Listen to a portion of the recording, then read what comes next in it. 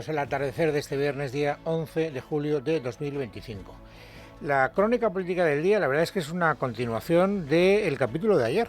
Hoy sigue la acción exactamente donde la dejamos ayer. Saben que estaban muy enfadados, tremendamente enfadados en el Partido Socialista y también en el Gobierno, por el hecho de que Alberto Núñez Feijóo, en el debate del miércoles, cruzara, según el Partido Socialista, la frontera roja de meterse con los familiares del presidente del gobierno, y esto pues hizo que las acusaciones y las descalificaciones al líder de la oposición, que no eran inhabituales, hayan subido bastante enteros. El que más se significó ayer, como casi siempre, a la hora de llevar la voz cantante en eso de la descalificación al adversario, fue el ministro Óscar López. Y hoy, efectivamente, ha querido darle continuidad a su hazaña de ayer, a su hazaña entrecomillada, naturalmente, pero de carácter dialéctico. Escúchenle. Se ha convertido en el mozo de cuerda de Ayuso. Lo he dicho en alguna ocasión, lo reitero hoy. Creo que el señor Feijóo es el político más sucio que ha habido en la historia de España. Es muy grave que el señor Feijóo esté utilizando hoy los papeles de Kitchen, los papeles de Villarejo, las cloacas del Estado, todo para tapar el ático de Ayuso. Es muy grave. Y el señor Feijóo, como costalero de Ayuso, está tirando de eso para tapar las corruptelas de Ayuso. Es muy grave y todo tiene un límite en política. Bueno, pues así estaba enfadado Óscar López. Aquí hay alguna clave interesante que conviene que analicemos con un cierto detenimiento. Se enfada mucho Óscar López por el hecho, en su opinión, de que Alberto Núñez Feijóo esté tirando de la información de la Kitchen y de Villarejo, que son dos caras del mismo poliedro, porque saben ustedes que la Kitchen es la policía patriótica de la cual formaba parte el comisario Villarejo, y que fue precisamente el comisario Villarejo, a través de unos audios, el que avisó, o el que alertó, o el que dejó constancia, como ustedes quieran, de la actividad que se estaba desarrollando en las saunas que regentaba el padre de Begoña Gómez, que no eran nada más que, bueno, pues prostíbulos encubiertos, más o menos. Es más, en esos audios, Villarejo, esto lo estoy recordando porque contextualiza lo que vamos a escuchar a continuación, había dicho que Begoña Gómez trabajaba llevando las cuentas de esas saunas. Por eso ayer, queremos pensar, Feijóo habló del beneficio lucrativo que había sacado el presidente del gobierno en su vida familiar, de los negocios en el ámbito de la prostitución de su suegro, del padre de Begoña Gómez. Bueno, pues resulta que ayer mismo, en Telemadrid, un antiguo trabajador de la seguridad de esas saunas habló. Se hizo llamar Tony, aunque es un nombre ficticio. Y entonces él contó que efectivamente Begoña Gómez trabajaba en esas saunas llevando las cuentas. Escúchenle. Ella aparecía por allí, sobre todo por las mañanas. Había dos turnos, que era mañana y noche, y en algunas saunas tres, y ella pues por las mañanas aparecía, hacía las recaudaciones y ya te digo, pues dejaba los dineros. ¿Y Tony? Bueno, pues esto es lo que dijo el tal Tony. Insisto que Tony es un nombre ficticio. Es una persona que trabajó durante muchos años en el mecanismo de seguridad de esas saunas. Y además dijo alguna cosa más, que no ha tenido recorrido hasta donde yo sé. Lo que advirtió en esa entrevista en Telemadrid fue de que existía una presunta pirámide de sociedades que controlaba la actividad de los prostíbulos, y además recomendó a los periodistas que investigáramos la titularidad de las licencias municipales. Os vais a quedar helados, dijo textualmente en esa entrevista. Yo no sé si esa investigación periodística está en marcha. Si está en marcha, no he leído que haya, arrojado ninguna información interesante. Pero evidentemente este es el asunto que está polarizando la crónica política de las últimas horas. Y es una, situación, es un debate que tiene muy incómodo a Pedro Sánchez en primer lugar y a todos los que rodean a Pedro Sánchez en segundo lugar, es decir, a todos los miembros del gobierno, que es muy incómodo, ha quedado de manifiesto, por ejemplo, en la pregunta-respuesta a Mónica García, que es la ministra de Sanidad. Algo debería saber a propósito de, las condiciones en las que se desarrollaba el trabajo en esas saunas. Bueno, pues escuchen la incomodidad de la ministra. El Partido Popular ha lanzado una batería eterna muy larga de preguntas sobre unos locales de Muface en los que preguntan si por parte de la familia del presidente se podía haber vinculado esto de alguna manera, por ejemplo, a la explotación sexual, a la prostitución. No sé si ustedes tienen información sobre esto, si les parece que no es relevante. La única información que tenemos es que el señor Feijóo perdió los papeles, el señor Feijóo perdió el debate y el señor Feijóo ha perdido la posibilidad de gobernar este país. hay silencios elocuentes, lo que tarda en reaccionar la ministra a la pregunta del periodista y luego, naturalmente, la respuesta evasiva. No contesta nada a lo que le pregunta la ministra. Yo creo, efectivamente, que como, digamos, demostración palmaria de la incomodidad del Gobierno, este testimonio nos aporta alguna luz. Luego ha hablado también Bolaños en Radio Nacional de España, el ministro de Justicia. Y Bolaños está empeñado en trasladar el debate a otro ámbito. No está cómodo el Gobierno, les decía, algunos lo disimulan poco, como por ejemplo Mónica García.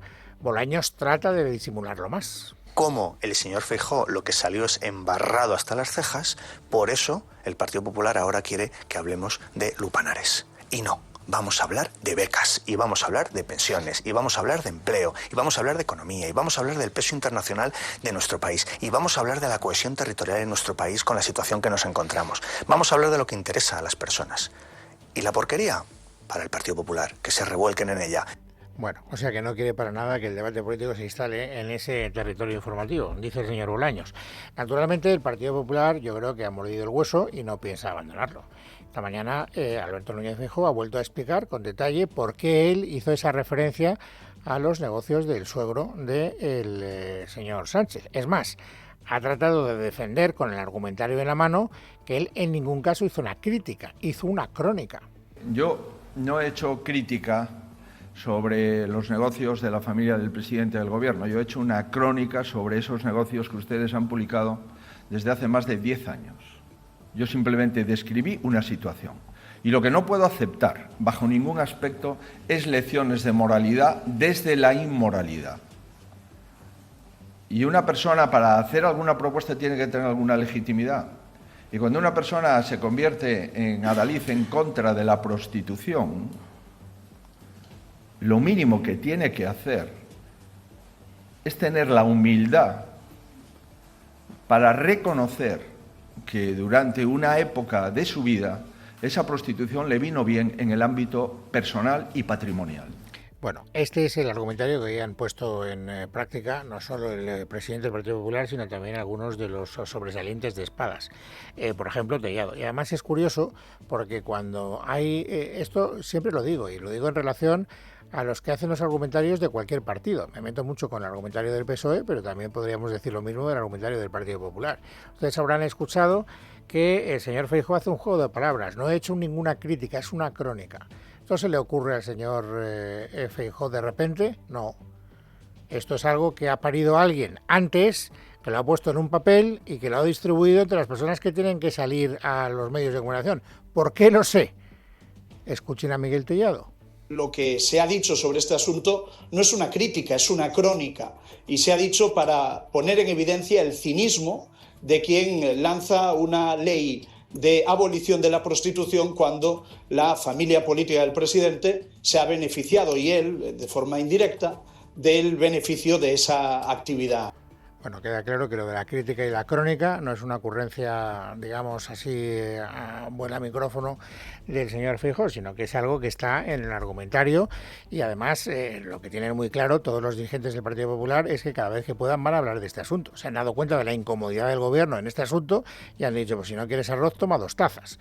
Otra que ha hablado, no ha hecho la distinción entre crítica y crónica, pero bueno, por lo menos ha querido también explicar lo que al gobierno del Partido Popular, quiero decir, a lo que a la dirección del Partido Popular le interesa poner de manifiesto. Escuchen a la nueva portavoz, a Esther Muñoz. Tenemos un gobierno que ha contratado a prostitutas en empresas públicas para beneficiar a ministros. Tenemos a un presidente del gobierno que, a sabiendas de que tenía compañeros que abusaban de compañeras y que hacían cuestiones y comentarios inoportunos y machistas, le ha mantenido en la Moncloa durante 7 años. Ahora hay algunas socialistas que están diciendo que sigue habiendo compañeros que lo hacen. Entonces, que ahora el señor Sánchez se presente como que con él no tiene nada que ver la prostitución, pues hombre, es bastante cínico e hipócrita. Bueno, que está ahí el debate es una evidencia, no creo que necesitamos ninguna prueba más. La pregunta es ¿por qué? Es decir, ¿a quién le beneficia este debate? Y aquí es donde yo creo que podríamos llegar a algunas claves. Hoy he leído una información muy interesante en las páginas del Confidencial que, manejando fuentes del Partido Popular, dicen es que en el Partido Popular están absolutamente convencidos, han detectado en sus estudios demoscópicos que se está produciendo una fuga de votos de mujeres en el voto femenino del Partido Socialista del Partido Popular. porque las mujeres están digiriendo muy mal todos los audios que hemos oído a propósito de cómo hablan de las prostitutas y cómo se las reparten, Koldo, Ábalos, etcétera. Y esto le está haciendo muchísimo daño al Partido Socialista en el voto femenino, insisto, hasta el punto de que en el Partido Popular están manejando datos y algunas empresas, digamos también privadas que hacen encuestas, están corroborando hasta cierto punto esos datos. Así que vamos a saber cuál es, digamos, el meollo de fondo, cuál es la cuestión de fondo. Nerea Alonso. Génova asegura haber detectado un gran trasvase de voto femenino procedente de las filas socialistas que se explica en parte por el tufo de prostitución y el machismo que se desprende de la trama corrupta que afloró durante la investigación del llamado caso Ábalos. De acuerdo a los cálculos que hacen en Génova, según las fuentes consultadas por El Confidencial, desde que estalló el escándalo de corrupción, el trasvase de voto femenino procedente del PSOE ha pasado del 6% al 8%, lo que se traduce en que unas 600.000 papeletas que irían ahora a parar a la bolsa de Alberto Núñez Feijóo. El voto de las mujeres fue crucial para decantar la balanza hacia la izquierda en los comicios del 23 de julio de 2023. Según el estudio postelectoral del CIS de septiembre de 2023, el 30,8% de las mujeres optaron por Pedro Sánchez y el 23,2% lo hicieron por Alberto Núñez Feijóo. En las encuestas de los institutos privados que han publicado recientemente se constata que en efecto el voto femenino está ahora más cerca del PP que del PSOE. El panel de Sigma 2 para El Mundo sostiene que en ese segmento social el PP aventajaba al PSOE en 9,5 puntos. El PP obtendría 36,9% y el PSOE 27,4%, una brecha que baja hasta los 6,4 puntos en el caso del voto masculino. Por su parte, el último sondeo de 40DB para El País, publicado a principios de julio, ratifica esta tendencia.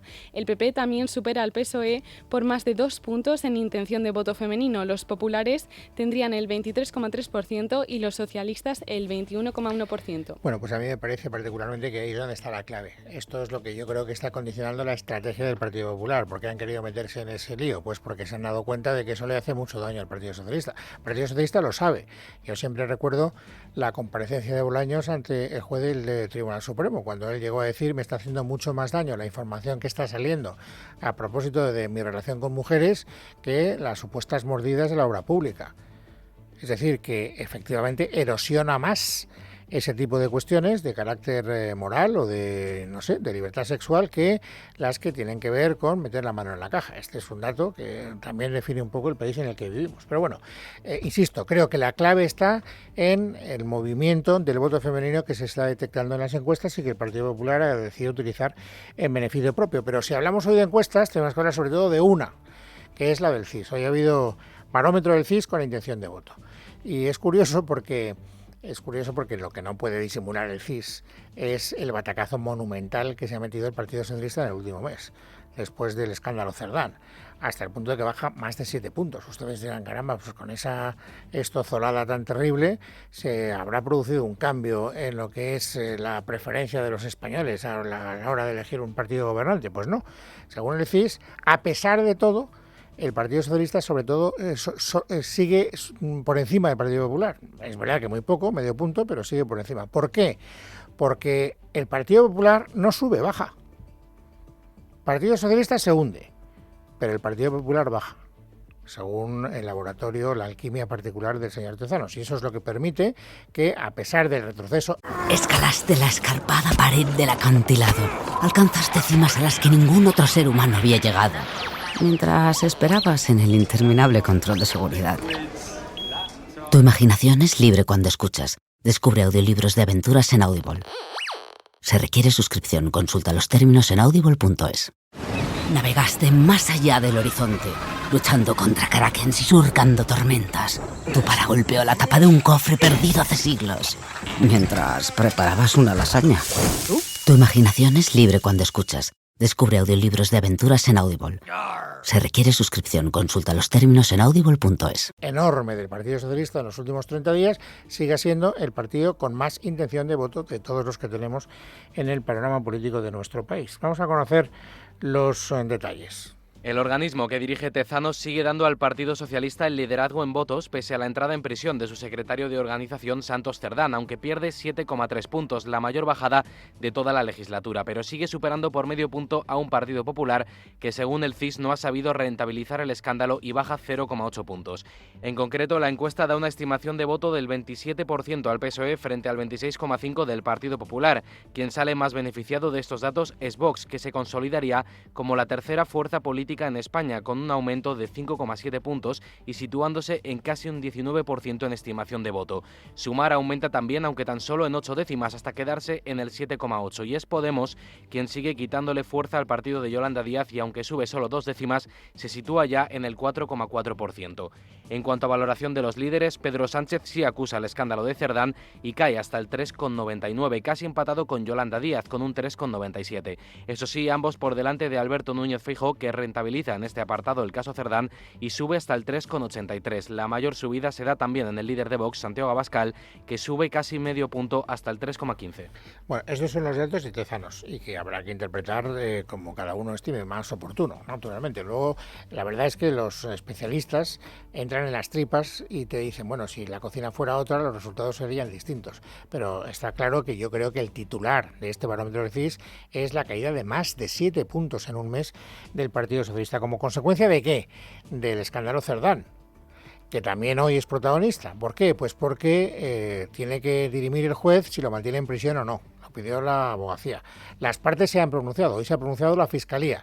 ¿En qué sentido? En que Cerdán debe continuar todavía en Soto del Real. Miguel Ángel Pérez. Buenas tardes. En su escrito, la Fiscalía Anticorrupción impugna los motivos expuestos por la defensa de Santos Cerdán, incidiendo en que si se acordase su libertad, podrían alterarse o destruirse fuentes de prueba. El instructor Leopoldo Puente atribuye al exdirigente socialista presuntos delitos de organización criminal, tráfico de influencias y cohecho. El fiscal jefe anticorrupción, Alejandro Luzón, pidió el pasado 30 de junio el ingreso de Santos Cerdán en prisión provisional y sin fianza, al considerar que era el jefe de la presunta organización criminal. En la vistilla celebrada en el Supremo, tras su declaración, el Ministerio Público apreció riesgo de fuga y aseguró que existía riesgo de destrucción de pruebas. De esta forma, Anticorrupción fue un paso más allá que con el exministro de Transportes, José Luis Ábalos, y el exasesor ministerial, Koldo García, para quienes solo pidió prohibición de salida del país, retirada de pasaporte y comparecencia periódica en sede judicial, medidas cautelares que se ratificaron. La última palabra sobre la libertad de Santos Cerdán la tendrá el Tribunal Supremo. Bueno, el otro gran asunto del que se está hablando hoy y mucho, y además la semana que viene será, yo creo que el asunto dominante, si no hay sorpresas de por medio, es la reunión que van a mantener el presidente del Gobierno de España y el presidente de la Generalitat para hablar de ¿qué? De financiación. Lo que quiere el señor Illa es conseguir el cupo vasco, el cupo catalán.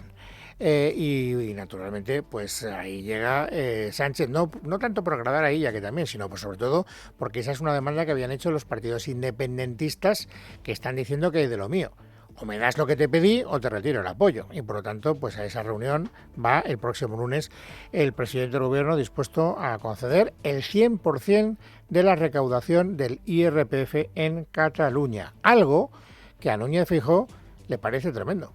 Ni la ministra y vicepresidenta tiene capacidad para transferir el 100% de un tributo a una comunidad autónoma, ni el presidente de ninguna comunidad autónoma tiene legalidad ni capacidad para asumir ese compromiso, si no es dentro del Consejo de Política Fiscal y Financiera. ¿Y qué dice el Gobierno? Pues le echa agua al vino.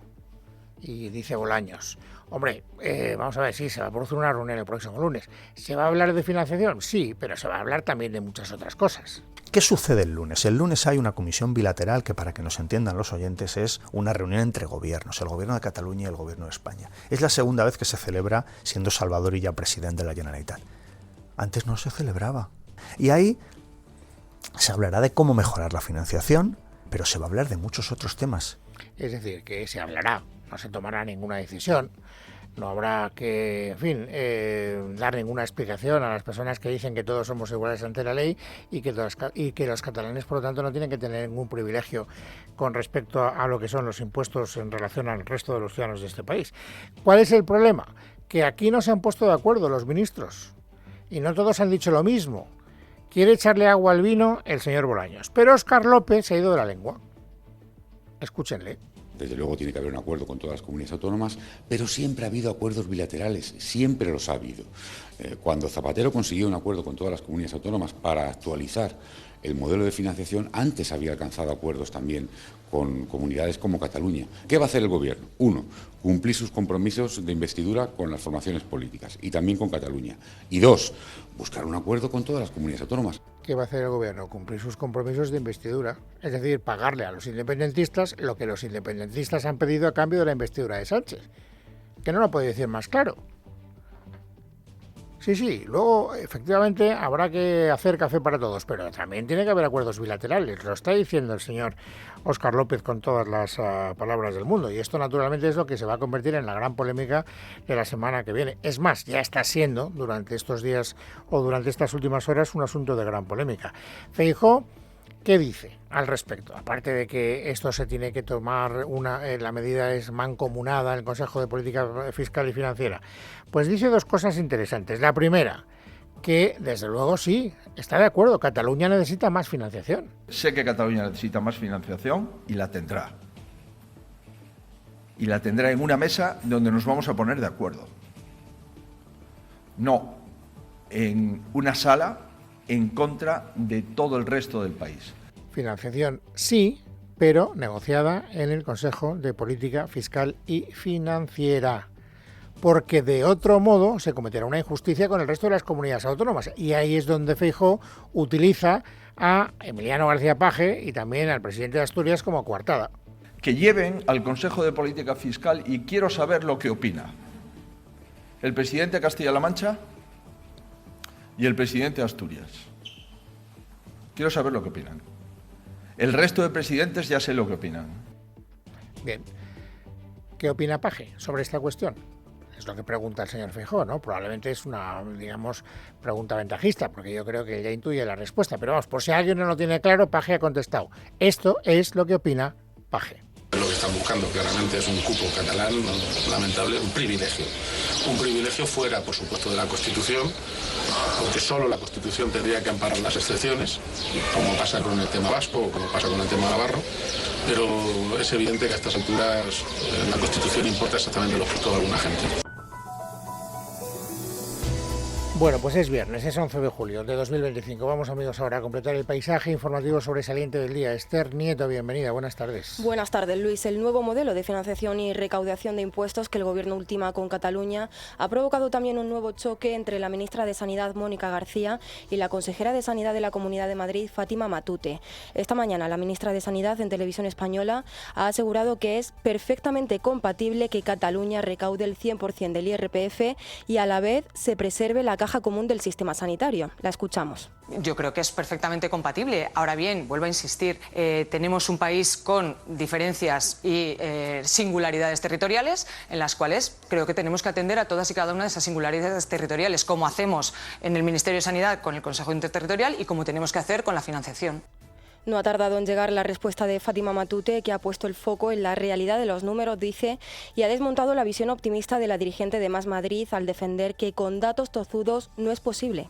¿Cómo puede decir la máxima responsable en el Ministerio del mayor tesoro que tenemos, que es nuestro Sistema Nacional de Salud, que no se va a ver afectado el resto del sistema sanitario? Como a Cataluña se le den 24.800 millones, que es lo que supone el gasto social de la Comunidad de Madrid, y no comparta y salga de esa caja común, lo que va a hacer es que haya comunidades autónomas que no sean capaces o no puedan afrontar esos gastos que compartíamos en la caja común Madrid, Cataluña y Baleares, y eso, por tanto, va a hacer que no haya equidad en la asistencia y que se empiece a desguazar.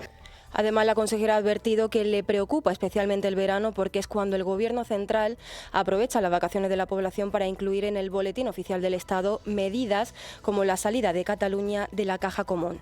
Y tal y como publicamos hoy en Libertad Digital, el Gobierno se blinda ante posibles nuevos informes de la UCO. Al parecer, el mayor temor de Ferraz y del Gobierno es que aparezca un nuevo informe tan demoledor como el de Santos Cerdán. Así que ahora que saben que Koldo García lo grabó a todos, se ha desarrollado una especie de psicosis entre quienes tuvieron relación con el asistente de Ábalos, y en el propio Gobierno asumen que la presidenta del Congreso, Francina Armengol, y el ministro de Política Territorial, Ángel Víctor Torres, son los eslabones más débiles. Bueno, pues hoy le han preguntado al ministro Torres en la televisión canaria sobre este asunto y esto es lo que ha dicho. Y se espera que durante los próximos días ya se ha anunciado un nuevo informe de la USCO. Bueno, no sé cuándo será, yo deseando que salga cualquier informe de lo que sea y, repito, todo aquel que sea apartado de la legalidad, que lo pague con todo el peso de la ley. No tenemos que tenerle miedo a las investigaciones judiciales y policiales. Lo que hay que hacer es apartar a los que se corrompen y, por supuesto, también a los que difaman e injurian, porque no se lo merece la gente honrada y honesta. Y en la crónica de tribunales, el eurodiputado y líder de Se acabó la fiesta, Alvise Pérez, ha declarado este viernes de forma voluntaria en el Tribunal Supremo por un presunto delito de financiación ilegal. Alvise ha reconocido que recibió 100.000 euros en efectivo de un empresario de Crypto Spain, la empresa de Álvaro Romillo, que le entregó ese dinero a cambio de dar una charla sobre libertad financiera. Sin embargo, el eurodiputado ha negado que esos 100.000 euros se utilizaran para financiar de manera ilegal la campaña electoral de su partido en las elecciones europeas del 9 de junio de 2024. A su salida del Supremo, Alvise ha defendido que todo el dinero está declarado desde hace meses y que ha pagado los impuestos correspondientes. Además, se ha identificado como uno de los pocos políticos que no es un parásito. No solamente es que lo hayamos dicho, es que lo hemos presentado a SEBLAG, es que pago impuestos sobre esos 100.000 euros una vez declarados. Pues le aseguro que ni para putas ni para cocaína como el señor Ábalos. Los 100.000 euros de una actividad privada dentro, que bueno, que parece muchísimo dinero evidentemente, recordarles que yo he declarado en el Parlamento Europeo ingresos por más de 800.000. Es decir, y eso es el pago por una actividad. Mucha gente dice, ¡buah, es que te pagan muchísimo dinero por eso! Bueno, bienvenido al mercado, amigo. Y también en la crónica de tribunales, la Audiencia Nacional ha procesado a José Antonio Urruticoechea, más conocido como Josu Ternera. El juez Santiago Pedral lo procesa como máximo dirigente de ETA en la causa sobre su financiación a través de las Ericotabernas y apunta como prueba de ello que Josu Ternera fuera uno de los encargados de anunciar la disolución de la banda en nombre de la organización terrorista el 3 de mayo de 2018. Recordamos que Ternera actualmente está en Francia en libertad provisional y pendiente de juicios por sus actividades terroristas en ese país. Sin embargo, en España no pesa ninguna condena contra él. Tiene 3 causas abiertas en la Audiencia Nacional por las que puede acabar respondiendo, que son las del atentado contra la Casa Cuartel de Zaragoza, la de la furgoneta bomba colocada en el aparcamiento de la T4 de Barajas y también el sumario de las Ericotabernas por el que ahora acaba de ser procesado. Y sepan también que el juzgado de primera instancia, instrucción número 1 de Barbate, ha dejado en libertad provisional a 2 de los narcos que mataron a los 2 agentes de la Guardia Civil en el puerto de esa localidad de Cádiz el pasado 9 de febrero de 2024. Lo hace después de una solicitud de las defensas para dejar en libertad a Mohamed Lachiri y Yassin El Morabe, que eran parte de la tripulación de aquella narcolancha. Ambos ingresaron en prisión en noviembre de 2024 y ahora quedan en libertad tras pagar una fianza de 10.000 y 15.000 euros. Javier López. Fue el juzgado de primera instancia e instrucción número 1 de Cádiz quien dio la orden de poner en libertad a 2 de los 4 tripulantes tras acordar el pago de las fianzas de 10.000 y 15.000 euros. El juzgado les ha impuesto medidas cautelares como la retirada del pasaporte, la prohibición de salida del territorio nacional y la obligación de comparecer periódicamente en el juzgado. No obstante, tanto los 2 que están en libertad como los otros 2 que continúan en prisión están acusados de asesinato mientras la investigación sigue abierta. Además, se espera un informe que determine si hubo premeditación en la maniobra que acabó con la vida de los guardias civiles. Y si ayer les contamos que la Agencia Estatal de Meteorología lanzó un aviso especial por la llegada de una dana que afectará al tercio norte peninsular durante este viernes y sábado con fuertes lluvias y tormentas, pues sepan que hoy la Confederación Hidrográfica del Ebro ha alertado de que esta dana puede provocar crecidas súbitas del nivel de agua en barrancos y cauces en el tercio occidental de la cuenca de ese río, en Cantabria, Castilla y León, La Rioja, Navarra y Aragón, pudiendo extenderse mañana a Cataluña. La EMET recomienda a los ciudadanos estar atentos a la evolución de los datos meteorológicos e hidrológicos porque precisamente hoy 6 comunidades están en aviso naranja por tormentas y chubascos, aunque a partir del domingo se espera un regreso a la normalidad del verano ya que el calor volverá a subir. Y en deportes, a esta hora está jugando Carlos Alcaraz las semifinales del Wimbledon contra Taylor Fritz. El español tiene el objetivo de defender el título logrado el año pasado ante Novak Djokovic, así que no sé, Luis, si nos puedes actualizar cómo va el partido. Pues van un 7-1, ha ganado 6-4 el primero Alcaraz, ha perdido 7-5 el segundo y en el tercero lleva un break arriba, es decir que de momento parece que está encarrilado, pero hasta el rabo todo es toro. En casa de Herrero, con Luis Herrero, Es Radio.